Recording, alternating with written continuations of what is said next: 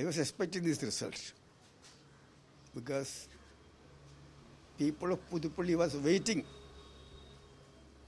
to punish those leaders and people who hunted Munjandi years together on the basis of baseless allegations. So this research shows it is the punishment by the People's Court in Puthupally against those people who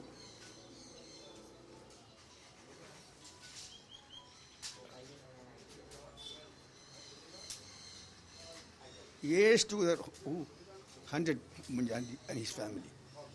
It's a verdict against them. And also, along with that, I think there is a strong undercurrent of anti-government wave. My request to CPM and government, please,